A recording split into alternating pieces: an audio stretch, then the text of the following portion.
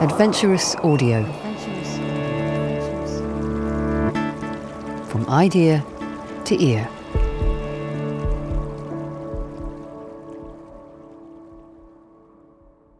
And I ended up believing that the only thing that was keeping me going was gambling. If it wasn't for gambling, I would have taken my own life. It was the only thing that was keeping me going. But it was the thing that was destroying me.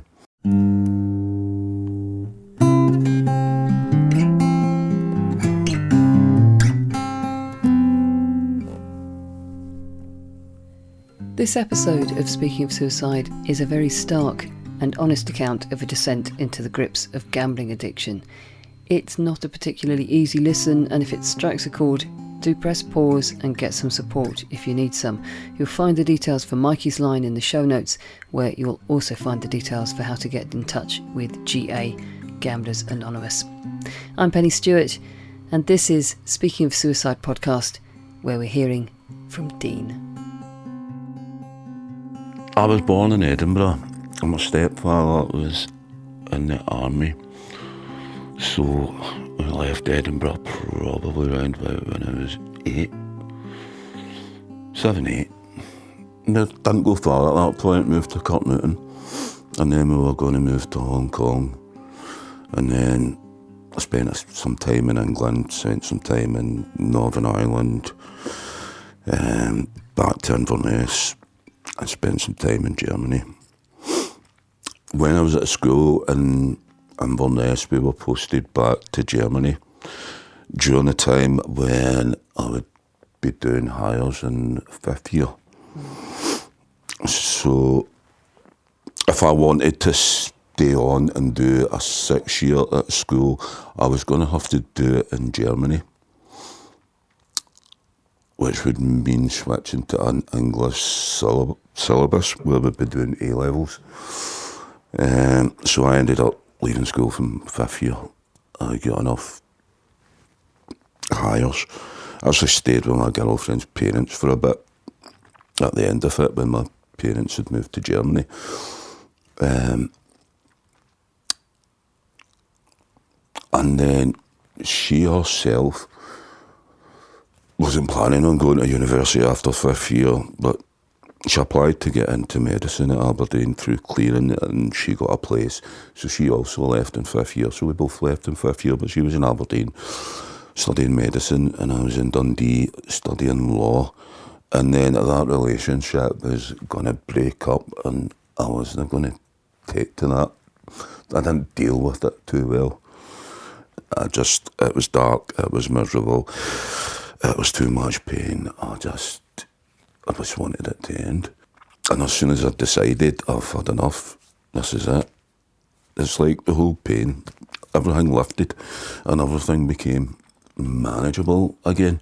For the 2 weeks before that, I started going out again. People thought I was back to normal. I suppose it was only back to normal because I'd already made up my mind that I was ending it and I wasn't going on.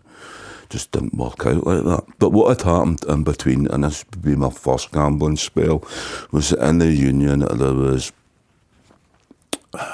2 bandits that had £100 jackpots on them, which was quite a lot of money back then. There was always people playing them, and I would watch people playing them, but I would never play them myself. And when this incident happened, I stopped going to lectures and tutorials for a good 3 months. But what I was doing was playing that bandit continually. But there came a point where I won the jackpot, and after that began a life of partying and drinking.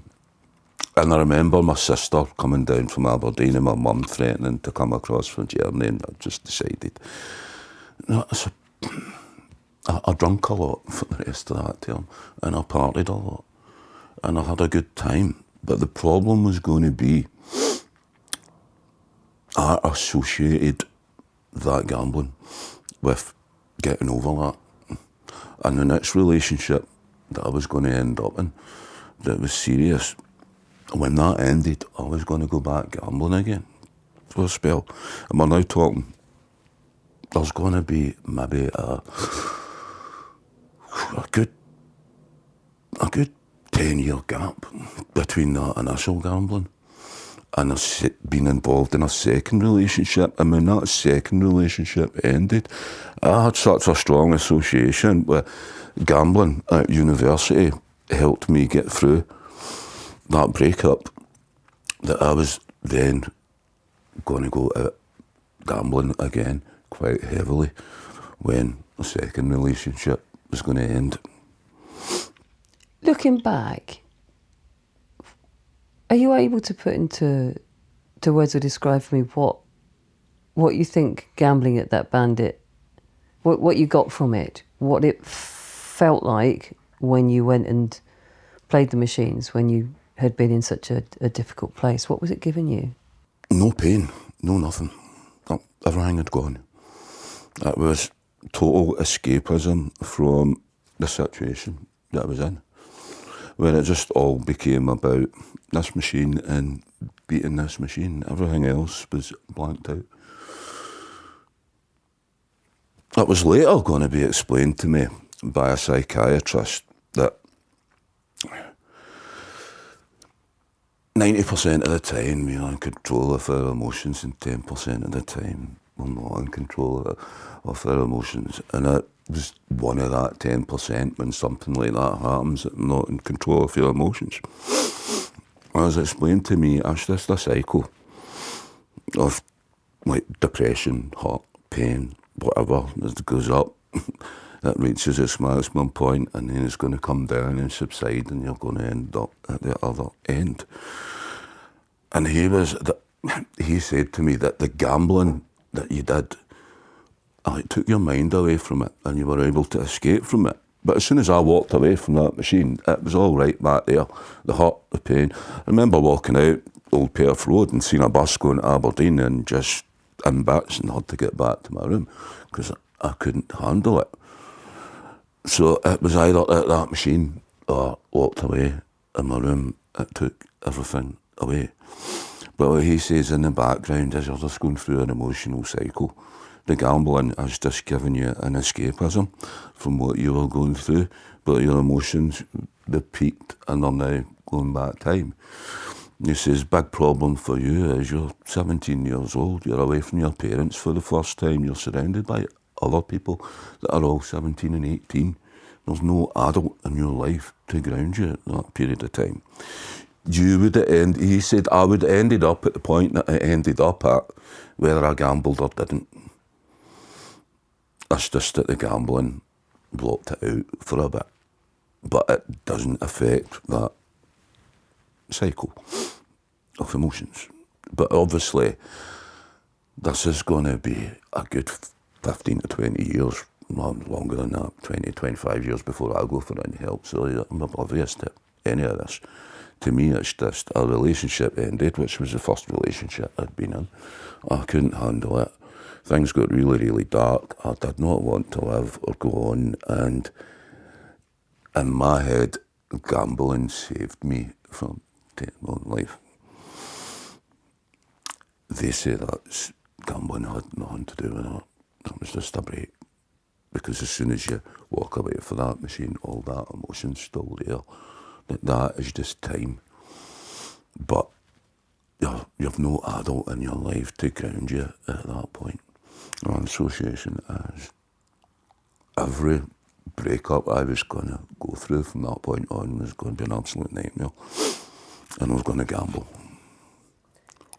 So when you came back to, you say, however many years later, and a situation again where a relationship broke down, you end up back gambling. Was it gambling in the same way, or had it evolved and changed? No, it evolved and changed. Instead of pursuing a career in law, Dean eventually joined the police. But circumstances had led to a lot of work stress. Add to that, he was in a relationship with a girlfriend who drank a lot.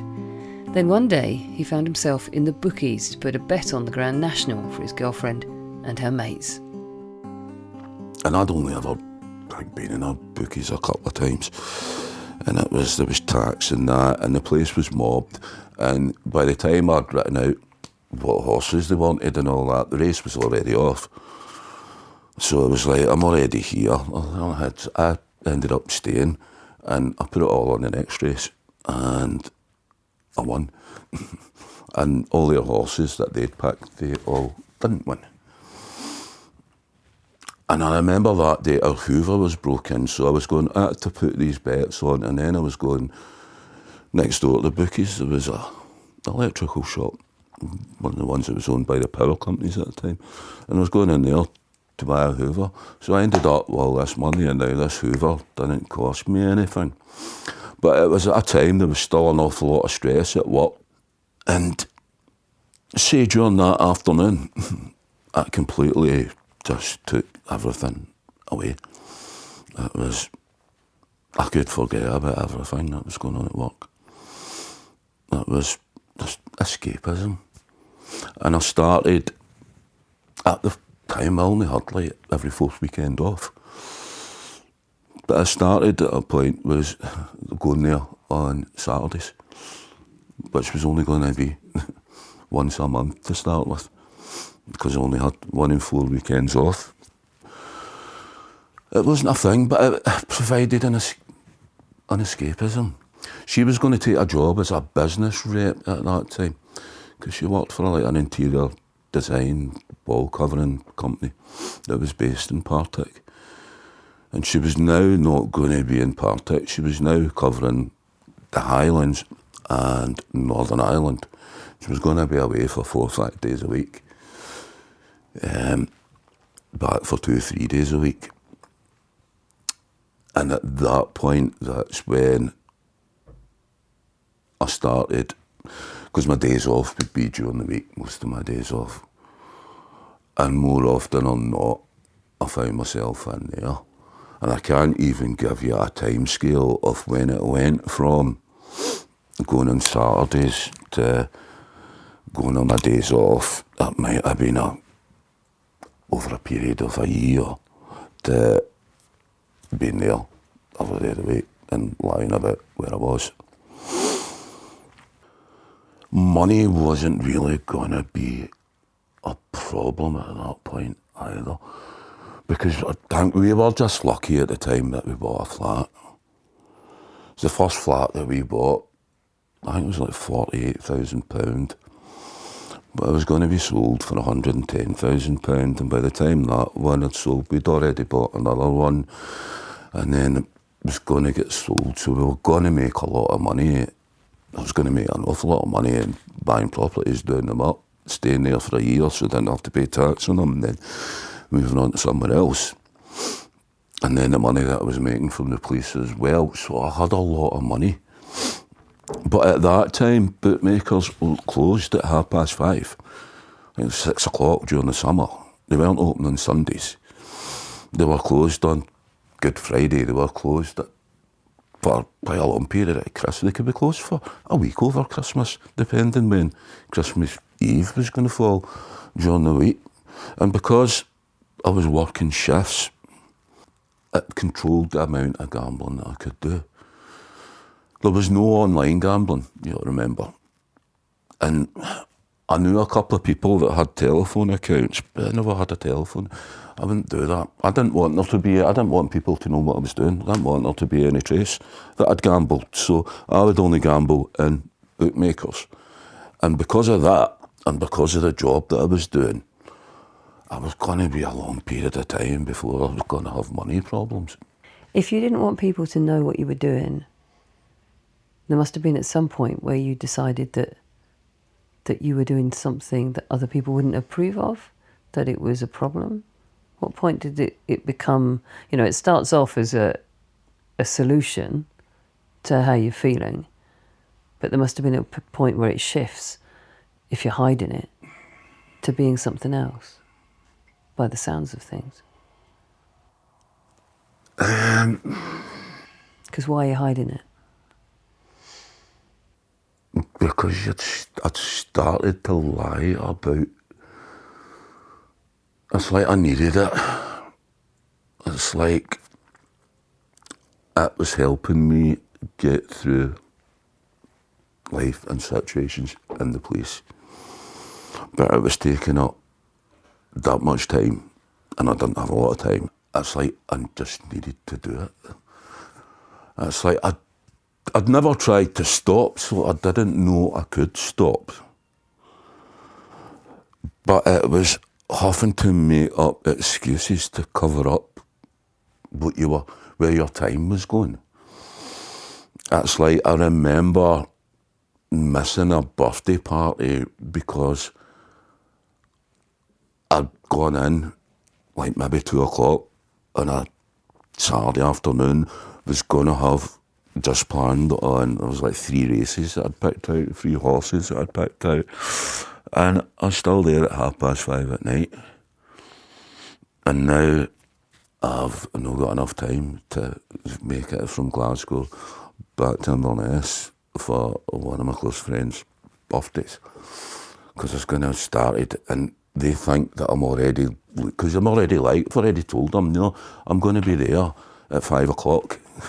I'll meet you, we'll go for a drink first, then we'll go down and meet everybody else.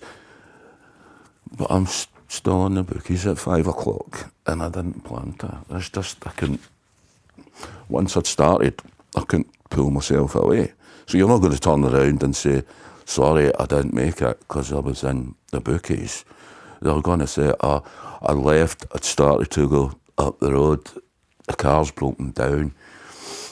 That's it. It was at a time where mobile phones were just out, so there wasn't the same coverage and text messages and everything that can go back and forward that there was then, so it was easier to get away with the excuses. There was also a time where I remember on my bank card I could take out £300 in a day, and again it was this was a night out, and I've gone out again. I take the £300 out because, you know, you couldn't hand over a card in a pub back then. They'd just look at you very strangely. And again, it's how many bookies in part. It's like, yeah, so I'm walking off to go to the underground station to go into town, stop off, you know, like, I'll have a bet. And before I know it, it's like the £300 that I've taken out, it's gone. But it's now, it was about 5:15 and I missed the bank. So I now couldn't get in the bank to get any money out because I've maxed out my card. So I need to go to the bank to get money out. I just can't go and take it there. And the first time it happens, it's easy because you go up and it's just like, I've lost my card, I can't find it. A partner at the time, she's across in Northern Ireland, somebody lends you money. That's okay, I can go to the bank and you can repay it. Because it wasn't the money at that point. But you can only use that excuse once, especially when you've got a group of friends. It's like, what do you do the second time? You just make up a story. Sorry, if it wasn't people for work, that it could be I was at work, or a stabbing's happened, I can't get away. There's times in Glasgow where it's been, I've used that. I've been involved in an incident, I can't get away, but you just go out and I'll meet you in the garage because I should be able to get out at least by the time the back shift are at by 11. I'll go home, I'll shower, I'll just meet you in a nightclub. Because after midnight I can get money again because my card's reset and I can't lose the money. But again, you start running out of excuses and then you just stop going out. You stop even agreeing to meet up with people. So was there a point then that, you know, you said when you first started gambling, it was an escape, it was a release from the pressure you were feeling in the other parts of your life and the dark stuff happening in the rest of your life. Now it sounds that things seem to have shifted, and surely it got to the point where the gambling was causing more stress than solace, or didn't it? How were you feeling about the gambling when you were starting to get into this mess? It took a long time. Because when you first do it, it's going to be like 1988, 1989. And it's going to be 2008, 2009 before it's a total mess. It's very progressive, it's very slow. can be very quick for people these days because everything's online and they can lose the whole lot very, very, very quickly. But it wasn't like that back then. So, but what would tend to happen was at each obstacle that would come up along in life, you'd throw yourself further into gambling. And you just withdraw yourself from people. You stop going out. You stop agreeing to go out. But yeah, apart from my mum, very few people knew. And right up until the end, a lot of people didn't know, didn't have a clue. It was that secretive. That ended in prison. But it was going to take a long time to get there. Where it got really out of control would have been 2000. I was in a relationship. I did realise that I had a problem and that I couldn't stop gambling. I remember lying in the bath one night and I was listening to talk radio and it was about gambling and it was about gambling addictions. And I came out that bath and I knew that I had a problem and I knew that I had to go and get help, that I couldn't stop. But maybe the embarrassment because of my job, thinking nobody wants to have an addiction. You know, you've not got any choice in it. But it's a very, very, there's a dirty word, there's a lot of shame behind it. So there's an amount of times that I've walked past the borough halls in Partick where there used to be GAA meetings, but I would never go in. And I'd never find the courage to go in. But going into bookies and spending all your money wasn't a problem. And then my mum was going to find out and she was going to take control of my money and that was going to stretch it out way further. Because when I did most damage really to myself was when my money was controlled and it was very, very small bets. Like at one point you're putting bets on at £5,000. That's when you're putting bets on at £5. But all your bills has been paid and you've got no care in the world. But it's just that rush. But it's like there has to be a certain element. It's like to escape from it. If I had £10,000 in the bank, putting a pound bet on would do nothing. There'd be no, I wouldn't get any high, I wouldn't escape from anything. It would have to be £10,000. But if you've only got £5 and it's got to last you a day, or you're not going to eat, the high and the hit that you could get from that £5 is way more than what you'd get from putting on a £500 bet if you're £10,000 in the bank. It's about the risk, it's nothing to do with, well, gambling's not a financial thing. Addictions really aren't about finances. It's just, you need the money to do it. That's really the risk that gives you the buzz. And if there's no risk, if you've got £10,000 in the bank and you put a £10 on, bet on, there's no risk. You might get away rough from your horse one or whatever, but if it's something that you're now doing on a daily basis and you're slowly cutting yourself off from the world, there's not enough risk in that to give you any enjoyment. But at the end of the day, I ended up hating gambling, but couldn't stop myself from doing it. In 2008, while still working in the police, and by now with a partner who was also in the police, Dean ended up in a fight in a kebab shop, which resulted in him being wrongly charged with assault. He was suspended for 9 months before it was thrown out of court, but with a lot of time on his hands, he spent a lot of those 9 months in the bookies. Around the same time, Dean went along to his first Gamblers Anonymous meeting. I was going to walk in and I was going to hear all these stories about what people had done. And I was just going to be like, nah, yous are different to me. I could never do. People were going to warn me. It was like, I could never do what yous have done. You know what I mean? Yous have crossed lines. that I could never ever cross. What kind of lines? What do you mean by that? Well, there were people there that had robbed banks to fund gambling, that had embezzled hundreds of thousands of pounds from companies that they worked with and been to prison, that had just stolen off their family, off their friends, off their partners, off their children. And I was like, I could never, ever do any of that. So it's like, I'm bad, but I'm not that bad. Aye. That's like, if you're going to go gambling, you've got to have a really big ego as well, and a sense of arrogance. And I was like, I could never do what these have done. And these people would say, this is an illness, it's a very, very progressive illness. It's just a question of yet. You've not done any of these things yet, but if you don't stop, you will. They says,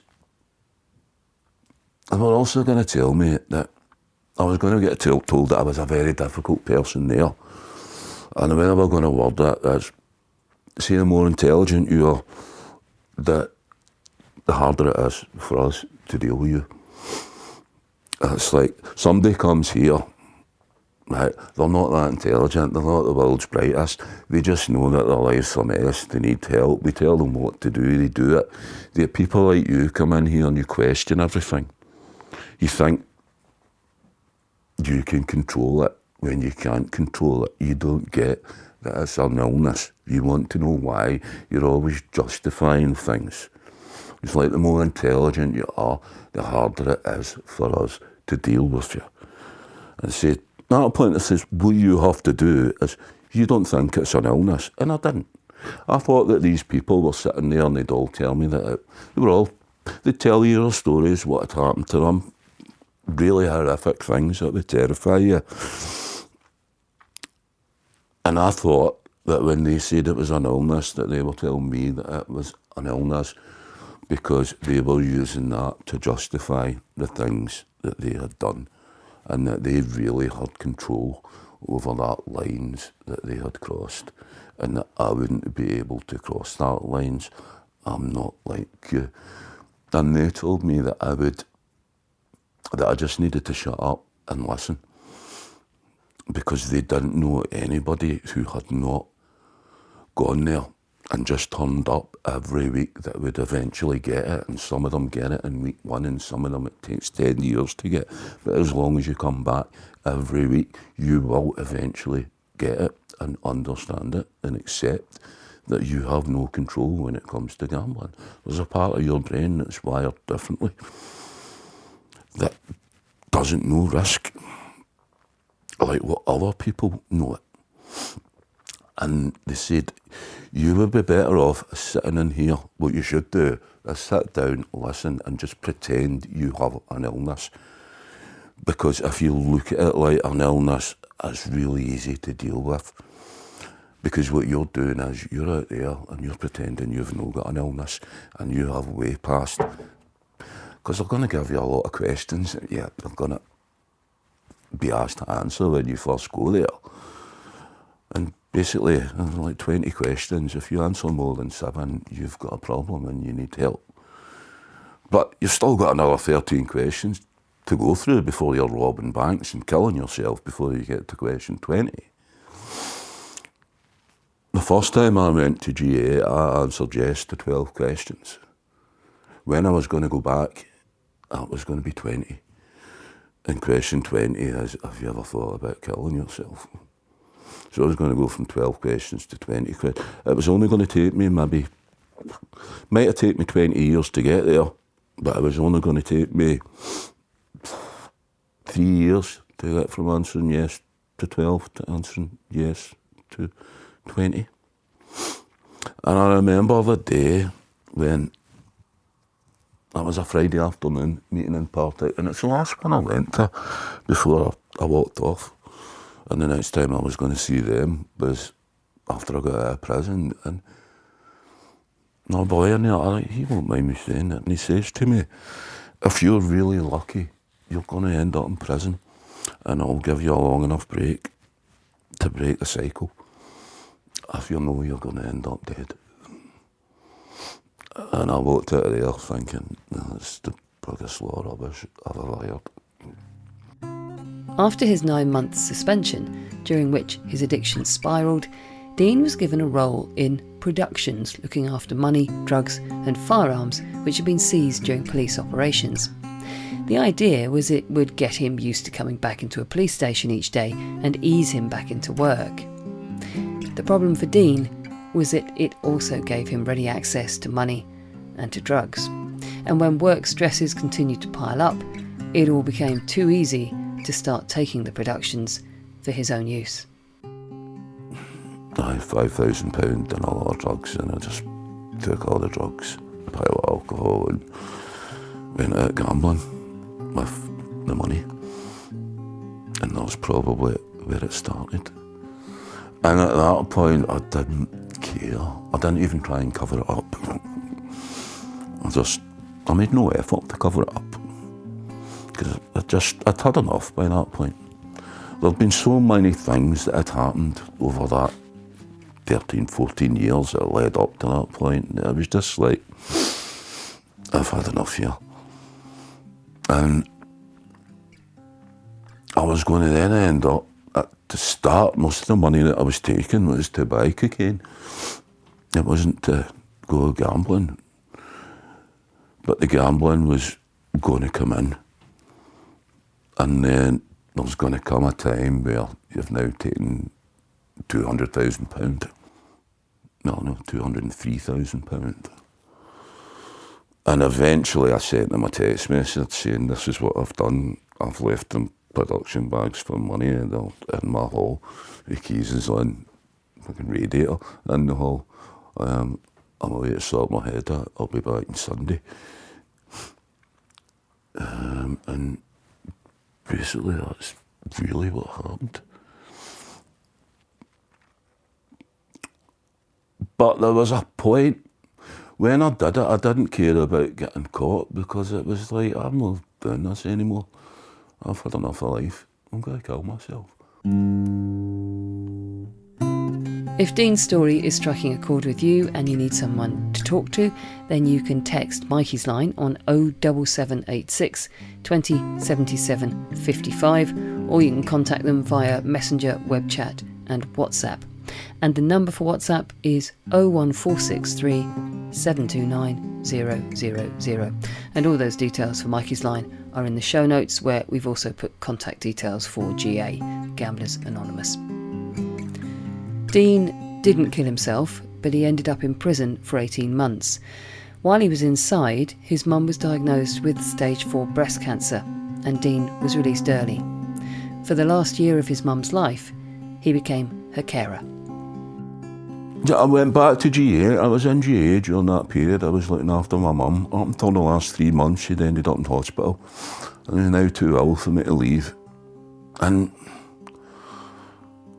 people are warning me. They're saying, look, that's really dangerous for you not to be away for here, especially because your mum's going to die.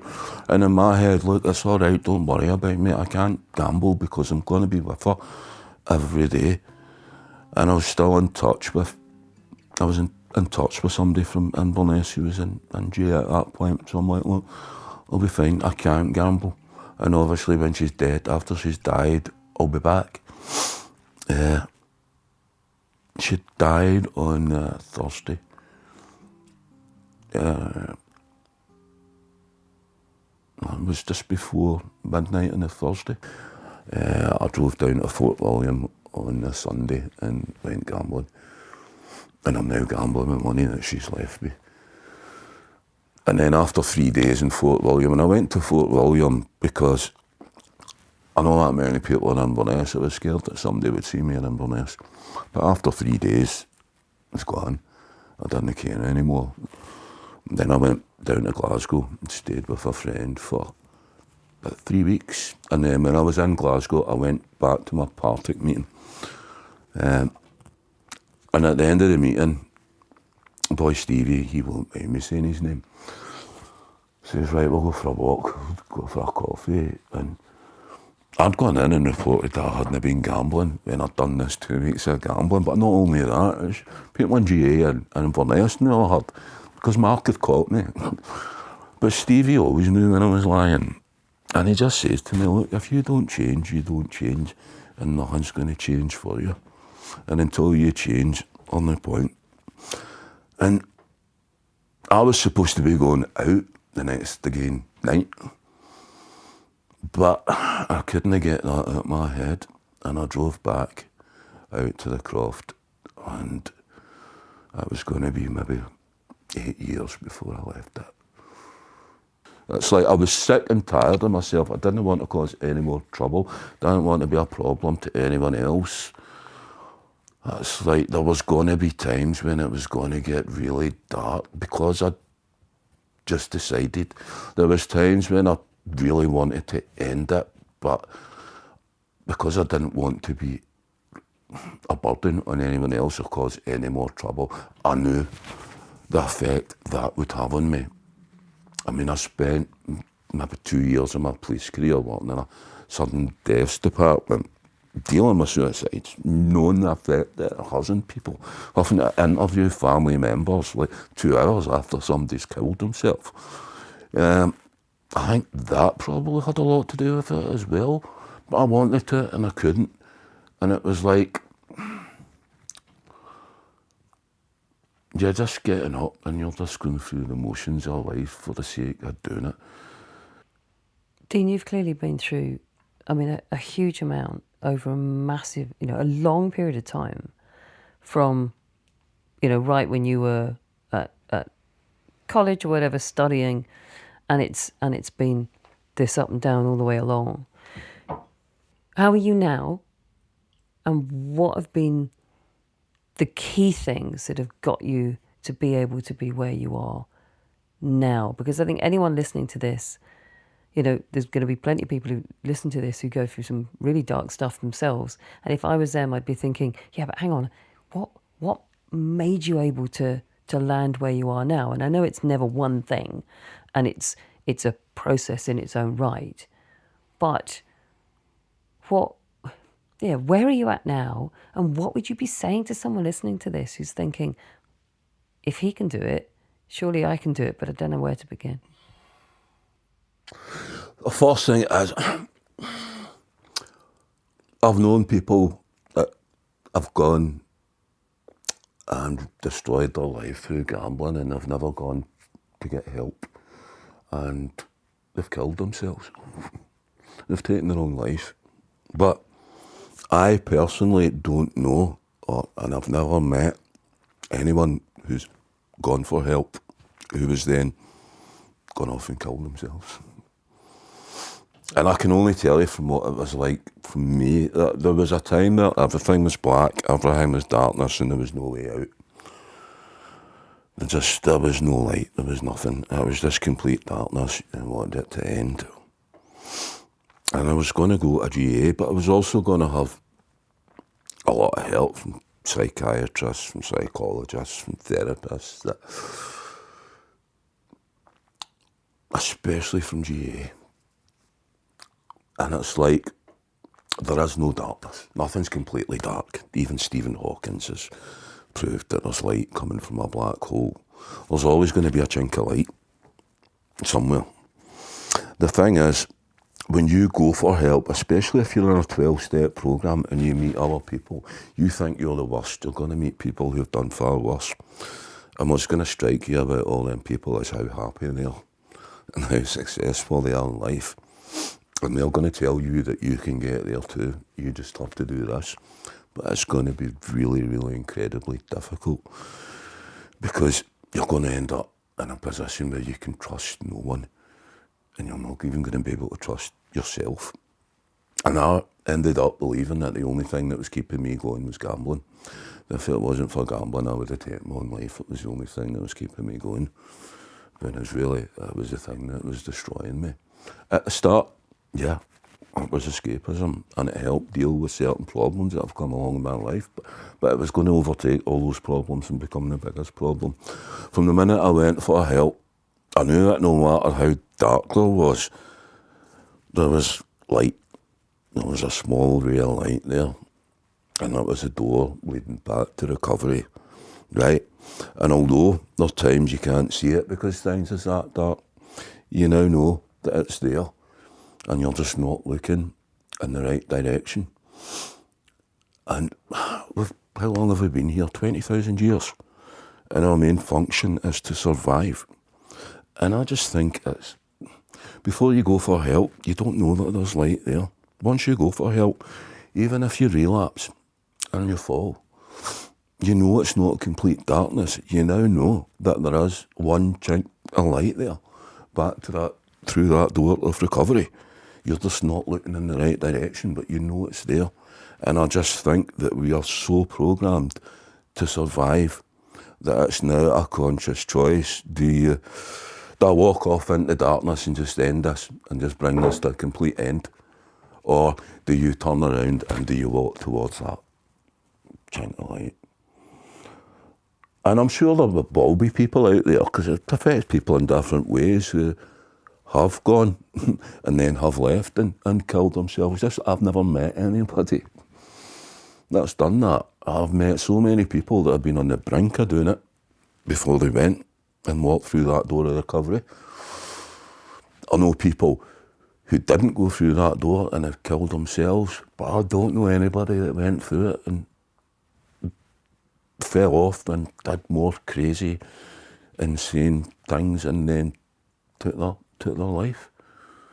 And I just think it's because we're that programmed to survive that once you go through that door of recovery, you know it's not all darkness. You know it's going to be really hard. The thing is, I couldn't trust anybody, and I didn't trust anybody, and I was told that for me, giving up gambling, it was like telling you that you're going to take an arm or you're going to take a leg off. And once you've passed a certain point, there's no control. It has to be forever. You're never going to gamble for the rest of your life. And when that was told to me, I couldn't accept that. But there's a lot of things I couldn't accept back then. Once I accepted that I had no control over gambling and it had made my life unmanageable, that's when you take that jump, when you jump off that cliff, when you put your trust in somebody else and other people. That these other people, they've all been through that, what you've been through. And some of them, not to the same extent, some of them a lot worse. Right? And they're now saying, trust us, take that leap, take that jump, and everything's going to be all right, and we'll catch you at the other side. Eventually, you do. As I was saying, you become sick and tired of being sick and tired. How long have you been clean of gambling? Now, over 3 years. Biggest difference is my life's not based on material things. And it was told to me a long time ago that the key to success here, the secret is you can't base your life on material things if you want true happiness. When I was in prison, I also had an addiction worker and a mindfulness coach, and I would never have done that if it wasn't for the fact that I was locked up, and I didn't believe in any of that either. But meditation helps me a lot as well. But it's really, and I remember saying to somebody, well, tell me then what's material and what's not material. And he says, well, the only thing you have to know is, see your parents, they're not material. You see your cousins, they're not material. Your partner, not material. And that's all you have to know. Your closest friends, not material. When you've figured all that lot out and worked on that, come back and see me and I'll tell you other things that aren't material. And it's like that switch. It's like I'm a very, very happy person. My happiness does not come from nice cars, nice possessions, money, whatever. It comes from my relationships with people that are close to me, that it comes from family. It's very hard to break that as well. It's like, I had a psychologist who explained it to me, it's like, because I'm looking at that wire over there, so it's like that wire is wrapped round lots of other pieces of wire, and going through the middle, there's a strong bit, there'll be a core to it. And it's like that core, it's like that's your parents. Like, see all that strands around it, that's your brother, that's your sister, that's your partner. If one of them snap, because they're not material things. Because the thing about things that aren't material is they're going to be there forever, but people are going to die, relationships are going to break up. But that strengthened wire, if one bit pings off it, the rest will hold it together. It says you'll be the last thing to snap, but as long as there's enough strands in that, there's not going to be any circumstance in life that's going to snap that. It's just your parents are there to protect that while you're getting strong enough to... and so you can't... The happiness that I've got, you can't really take it away from me because it's people. You know what I mean? And are you happy now? Aye. I help other people now with addictions overcome their addiction. Even if you can help just one person in life, it's amazing the buzz that you can get from that. But through helping other people, it enables me to help myself. Dean, thank you so much for sharing your story. I know it's a massive story and it must be difficult to go back there, but I really, really appreciate you taking the time to tell me about it, share it with me, and I genuinely believe it will give anyone listening to this hope. So thank you, really appreciate it.